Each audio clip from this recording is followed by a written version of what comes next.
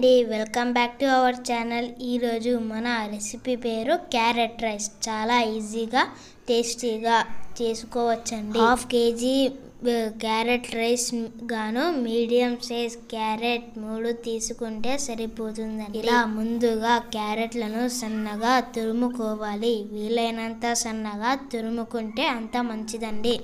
250 grams basmati rice, 250 grams సన్న బియ్యంను తీసుకున్నానండి. ఇప్పుడు కావాల్సిన పదార్థాలు ఏంటో చూద్దాం. ఇప్పుడు మనం అన్నాన్ని ప్రిపేర్ చేసుకుందామండి. ఇలా నీళ్ళు బాగా వేడెక్కిన తర్వాత ముందుగానే నానబెట్టిన బియ్యాన్ని ఇందులో వేసి తగినంత ఉప్పును యాడ్ చేసి కాసేపు మూత పెట్టుకుందాం.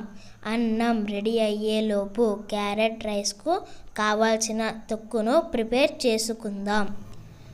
ముందుగా కడాయిలో 2 tablespoons ఆయిల్ వేసి ఆయిల్ వేడెక్కిన తర్వాత 1/2 కప్పు బుడ్డలు బ్రౌన్ కలర్ వచ్చే వరకు ఫ్రై చేసుకోవాలి. అలాగే 1/2 కప్పు జీడిపప్పును కూడా కాస్త గోల్డ్ కలర్ వచ్చే వరకు ఫ్రై చేసి కప్పులో తీసేసుకోండి.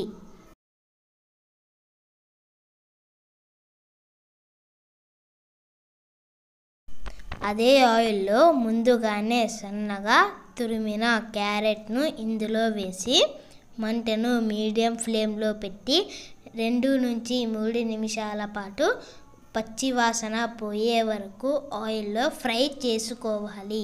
ఇలా బాగా ఫ్రై అయిన తరువాత ఒక గిన్నెలో తీసేసుకోండి.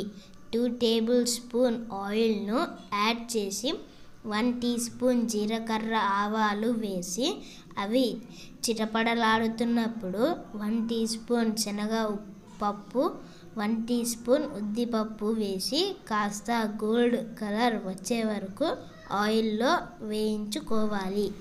అలాగే 3 లేదా 4 ఎండుమిర్చి కట్ చేసి వేసుకోవచ్చు. కొద్దిగా కరివేపాకు, సన్నగా కట్ చేసిన పచ్చిమిర్చిని యాడ్ చేయండి. మిక్స్ చేసి కూడా వేసుకోవచ్చు. తగినంత ఉప్పును వేసి కాస్త ఇవి నూనెలో వేగాక మనం ముందుగానే ఆయిల్లో ఫ్రై చేసిన క్యారెట్ను ఇందులో వేసి బాగా కలుపుకోవాలి.